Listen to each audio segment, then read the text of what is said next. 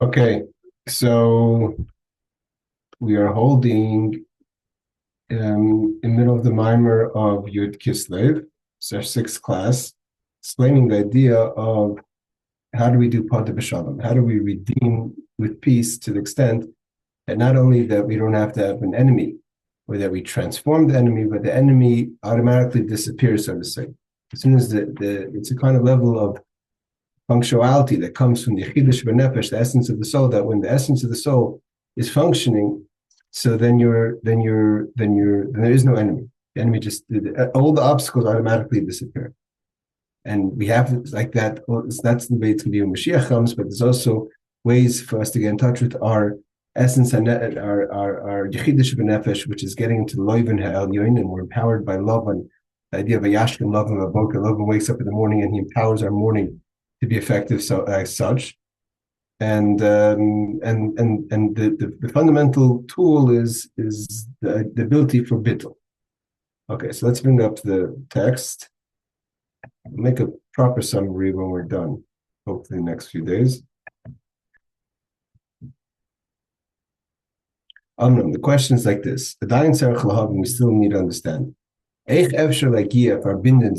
How can we attach ourselves, today especially, means before Mashiach comes, to the level of the simplistic of Loven, which is beyond Seder Shtashus, beyond the chain of creation. Not just to be in touch with that, but the idea of Yaakov is Yudekev, and like we said, Yaakov al-Chodarka, that he gets empowered by love and to do it in his Avodah, to be functioning with the Yechidish B'Nefesh, within the Pnimius, within our Seichel Amidas, and to affect and bring it all the way down into the world. How's that possible? At the end of the day, there's a system. There's a system of creation, chain of creation. What's it mean to get in touch with beyond creation and to be effective within the chain of creation? This question comes up many times, the idea of believable limitations and limitless, the idea of bringing the power of limitless within the limitations. But the question is, how does that work? Because at the end of the day, it's the same there's the chain. And as the chain goes in, it either one or two things. If it's a light that is connected, that's limited to the chain of creation, so by definition, it's not the light of Loiven Elyon, of the simplistic light of the Yechida. And if it's of your function, you're able to tap into that energy in some way through Bittul, through Tzon. But how do you bring it into your reality, into the Seder Shtashlis? If by definition, if it's a light that's beyond Seder Shtashlis, and that's why it's initially not in Seder Shtashlis, and the only kind of light that goes into Seder Shtashlis is through Tzimtzum. I mean, this is a fundamental question. The question is how, even if godliness has to go through Tzimtzum in order for creation and continuation, what does it mean through Avodah, through Torah mitzvahs, we're able to bring L'mayla Seder Shtashlis into Seder Shtashlis? Seemingly, it should be something that's not possible. It should be contradiction. There's a system, and if there's a system, how can you be something limitless into limited? The question comes even stronger. He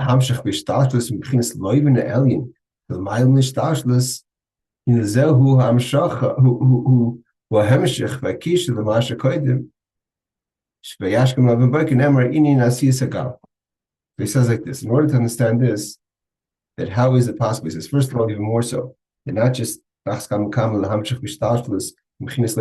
just to bring from higher than Seder Shtashlis and Seder Shtashlis, but what are you bringing?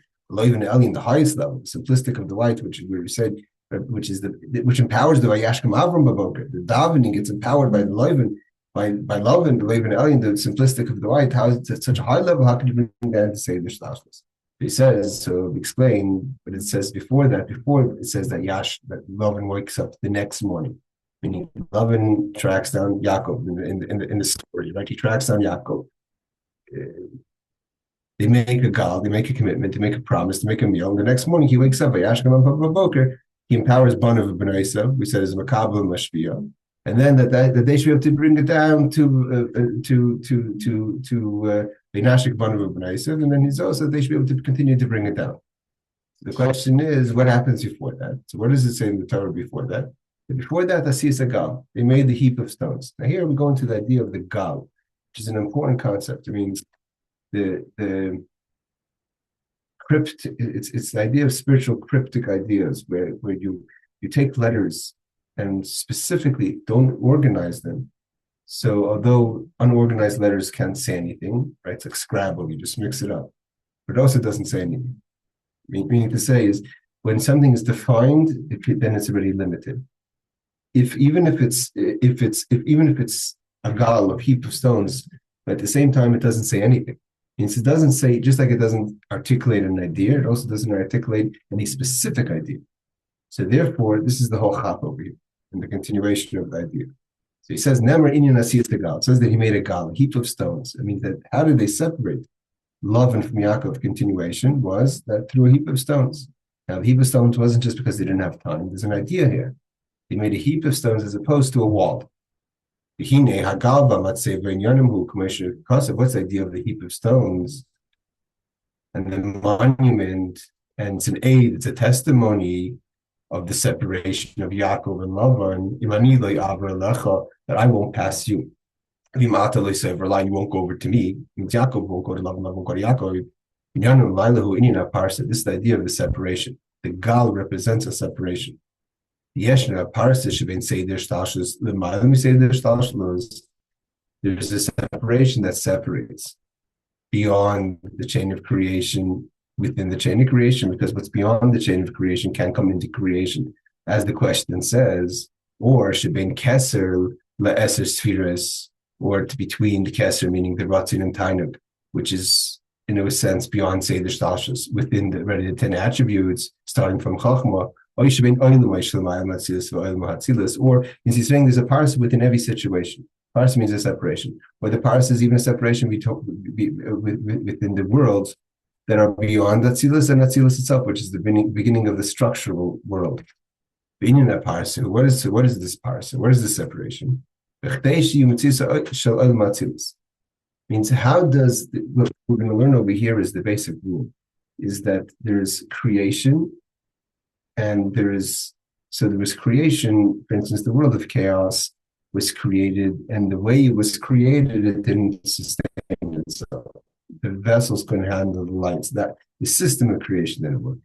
Over here, we have the system of creation, and once you have the creation, then the idea is to maximize within that space, even outside of the limitations. And that's done through the concept of a gal. So first device is the idea of a parsa. Why is there a separation in the first place? Is in order that the idea of the beginning of the system of creation, which starts with Atzilus and then comes into the world of Bria Tziyasiya, that it could even be in an existence, that there's such a thing as a world of Atzilus, although we said the world of Atzilus, his lights and his vessels are one, but even that there's vessels, there's lights, and there's heat. They're all one, but they're different things. So like there's between Echad and Yachid, right? Echad is everything is one, but it's Echad. There's the seven heavens, earth, four sides. Yachid there is nothing else. So here there's the world of, how do we have the world of Atzilus come into existence? Only through the separation. Because this is what God wanted. As mizamuzin onkumin le'inyan shel parsadat. Here the Rebbe says that at the end of the day, fundamentally, God wanted that how does the world come about being? Is that there's a separation. The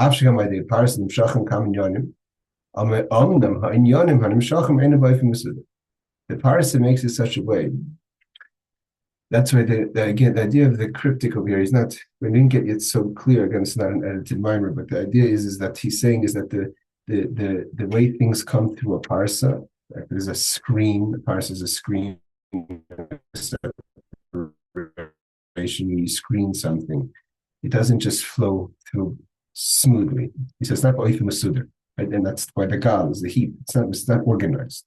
B'dugma, for instance, he gives an example. If you want to use the stones in an organized form, as I have one in bottom, and you build things, houses, avanim, uninoisis, and in words, letters are stones, like we've learned before. And when you put words together, letters together, you create words.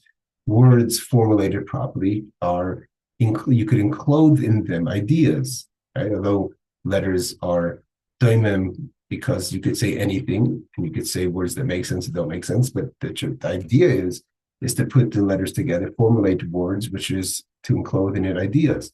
You use your words to communicate ideas. Like Asher Ha'oisis Musudarim, and if the letters are organized properly, Yeshna Teichim Behatzif Rupim. Then when they combine themselves, there's an idea. There's a Teichim. Teichim means there's something being communicated. Like a house, you're building something. Inina Teva Batim Kedisiv Sefer Yetzirah, as it says in the book of Yetzirah. So that's if you use the letters to build houses that are not just a wall, but a house basically is a space, and in that space is the idea. Each word builds another house. Together, houses make cities. So formulating ideas, sentences, etc., etc.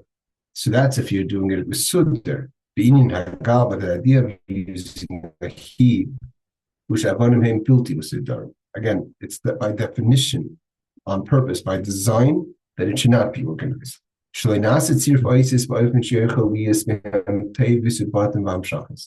idea specifically that you cannot build houses, you cannot put together letters, you cannot put together letters and words. So because by not putting together, so that is the parser. I mean, why is it a separation? Because you have a heap of letters that don't make sense. So it separates. If you just speak German, you speak cryptic, and you have an idea, but the next person can't decode what you're trying to say, there's no understanding, there's no communication. The heap is by design to separate from beyond the higher level to the lower level, that there is no, so what comes through, though something comes through, and that's why there is the world of Atzilus, otherwise it wouldn't exist. But it's so separate from the idea, because specifically it's not organized letters. So then the letters are not a way of formulating a continuation of communication. For instance, you have a teacher and a student, so the teacher is going to use his letters to create words, to enclose ideas, and he could use the words of an example, a mashal, simplify the words, but the purpose is how am I going to communicate an idea down, I meaning the teacher, down to the student. So specifically, the letters are created for that purpose, but when you're going to speak verbally, you're just going to say put letters together and make no sense. So then actually the letters become a separation. Not just that you're not communicating, it by definition separates. What are you talking about? So then azai inyan avanu hulinin hefsek vat. The whole purpose is not to communicate, it's to separate. And that's how the world of Atzilus means. It means to say the world of Atzilus is so far from etzem, from the essence, that it's almost like something passing through a heap of stones. That's almost impossible. How can you decode something from a heap of stones? That's what the world of Atzilus is. That's why also that's why he's saying there's parses within the worlds themselves. There's heaps between the worlds. That's why Avram could say that Anochi Oifer Be'efer. What does it mean Anochi Oifer Be'efer? I'm nothing. I'm not even close to the Chesed of Atzilus, because again, they're so decoded, so separate from each other that it's not like a small level. It's totally another. It's like the ash compared to the tree. Oifer Ve'efer. I'm the ash of the tree. Just like the tree, you can't even look at the ash and know what was there before. What's this an ash of? Someone has to identify. This is an ash of once upon a time a tree that was so big and so large, etc., and so old.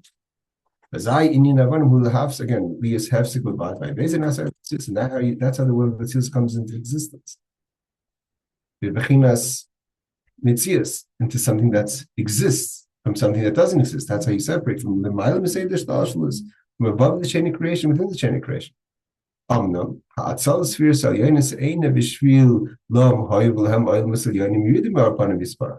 at the end of this day is that you can't say that is the purpose. That the purpose is just to create the world of Atzilus, because then you're creating a separation, and the whole purpose is just the Yerida. Before there was absolute godliness, and now there's already a Yerida, a descent into something called Atzilus. So why would that be the tachlis? Why would the purpose be that for God to create something that's separate or less godly than before the world of Atzilus? It's Yeridim or Panavispa. So what is the purpose? Is the world of Biyah. Because seeming to say this, because the world of Atzilus is godly, and like we said,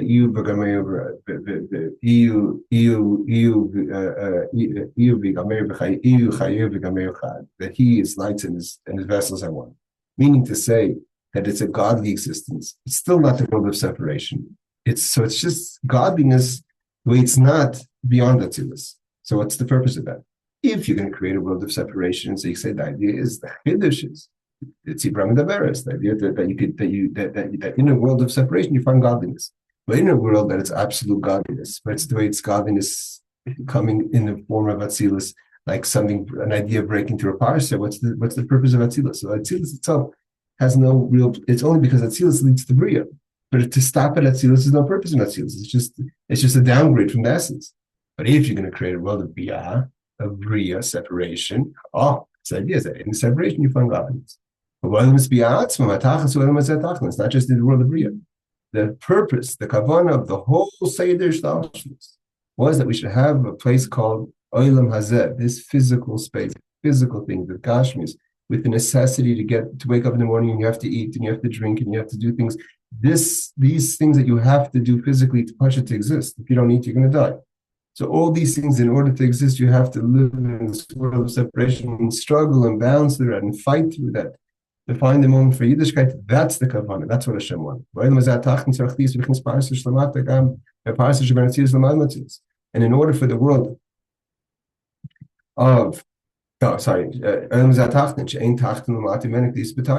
this world, which is the lowest of all spaces. And how does the world of Biyah itself come in? Creation and this physical world come in. It has to be a parsa. There has to be a second heap of stones that are even what comes out of the first heap of stones, the gal, the parsa, the separation, that is Atzilus. Atzilus is still godliness. Although it's just like it's something breaking through a cryptic idea of a heap of stones. And from Atzilus to the world of creation and all the way down to our world, there has to be another heap of stones separation. Otherwise, how do you have from the world of Atzilus something so material and physical like our world, so distant, so separate? There's another parsa, another separation between the world of Atzilus and the world of Biyah. In general, and there's another parsa which separates holiness, even in the most physical, material way, from Lumasef, things that are unholy. Like we say, but we don't say because that's within our lives. We don't separate within our lives. But there is a separation between Tamei and Torah. Within the world of Biyah, there's also Kedusha.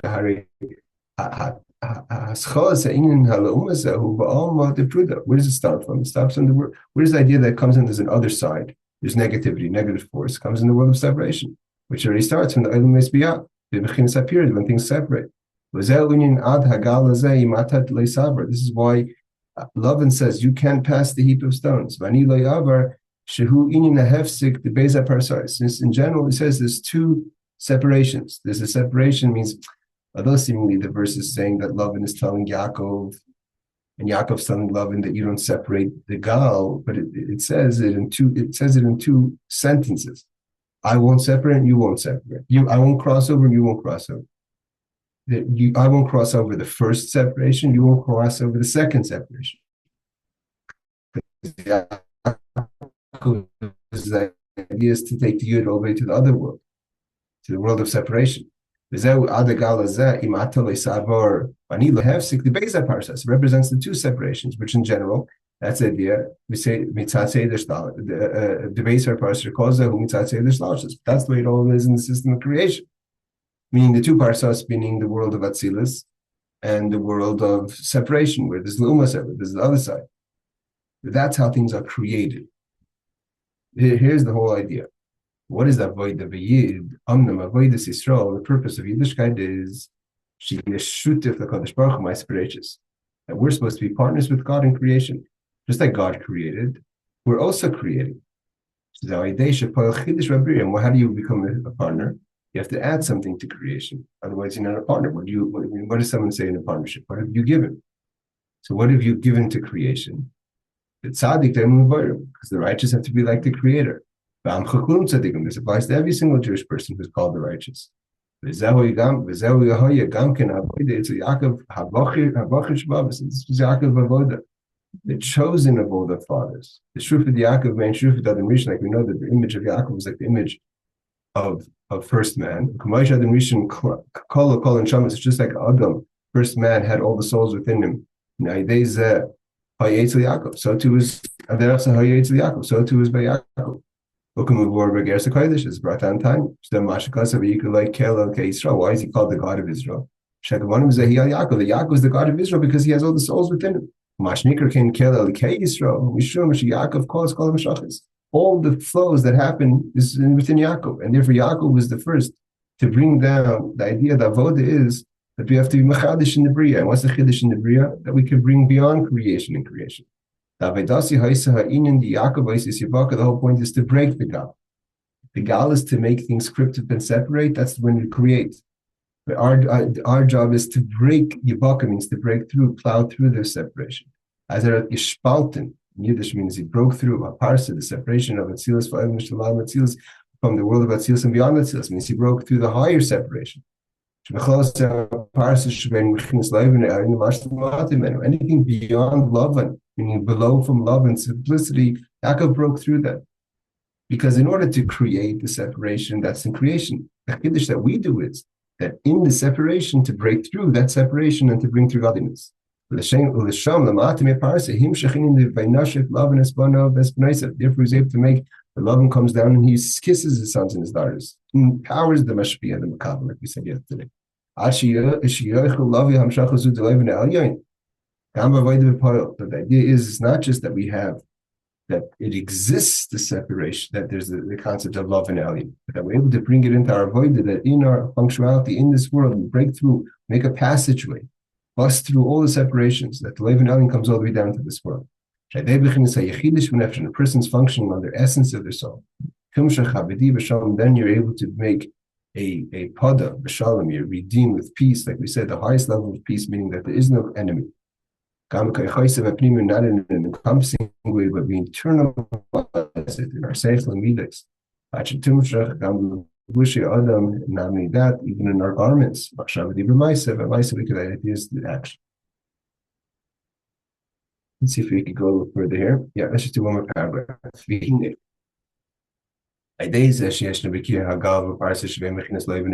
starts just by breaking through this heap of stones.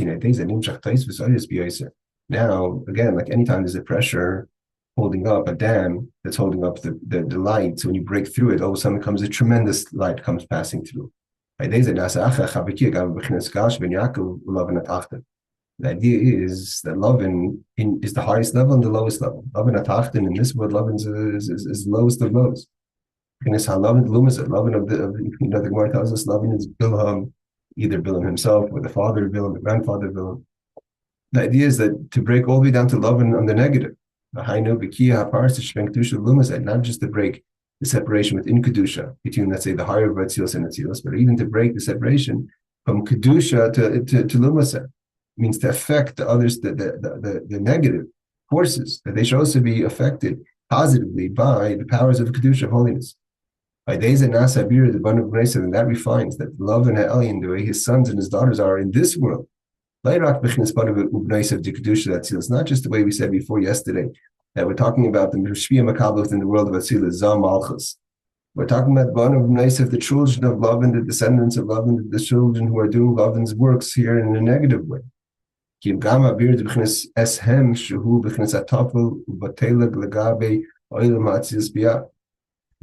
to that of Eshem, which we said S is, which is a secondary, and Haim is Ma, which is they have the power to be bottled, but they're not. It's not clear. It's turned around letters. The point is through breaking the powers to be elevated, the lowest of the worlds. Not just the worlds, but even the negative forces within the worlds. Not that we sort of say save the world from the negative forces. The negative forces themselves become changed. It shouldn't just be in a way of fighting, but in a way of redeeming peacefully. And when you're working from the essence of your soul, the yechida of the soul, and that's the lev and within the person, the simplicity, the clarity. Then you're able to bring it down to the lowest levels, to be effective. The way things were by times of Shalom, like it says about Shalom, he's going to be Ish Minuch, a person of peace. I'm going to give peace in his days. All right, we'll go a little further. Yes, gives us an opportunity to finish at least one more paragraph. בדוגמה כמו שהוא בגאולה הפרטית שיצא כל אחד, והנה בדוגמה כמו שהוא בגאולה הפרטית של כל אחד ואחד. So just like this idea of revealing your Yechidish B'nefesh, your Loiv Elyon, breaking through the boundaries between Kedusha itself. And breaking through the boundary means, what does that mean between Kedusha itself? People have limited, even in our holiness, we're squared in, we're boxed in, we're locked in. Idea is break through that, to be functioning within all your holy levels, within your whole Yiddishkeit, your davening, your learning, they'll permeate into the Yechidish B'nefesh. So that's the goal of first goal. And the second goal is to break through the second part, so our negative sides within us. So the first idea is that this is a geula pratis as well. How do we have Padah Besholom within ourselves? That within ourselves we have the padiyah, that we struggle and we deal with the negative within ourselves. First by again permeating our kedusha through the Loiv Elyon, and then dealing with our negative. The second part, the second separation, that we separate holy things and unholy things. That itself should be permeated with kedusha, and so much so that the ummah itself becomes transformed. Padah Besholom. The Padah Besholom. It's not just a verse that we talk about as an abstract. Every person says the verse Padah Besholom. It means it's an experience and avodah within ourselves. What is that in the time of a person? When a person davens, when you could go through that padiyah all the way down to your le'umasek. The Isav Ageres HaKodesh, as it says in the Tanya. When a person does it through davening at the right time, so you're able to, in a peaceful way, transform all the way down to your le'umasek, to your negative side. The Rebbe says this is the time of davening.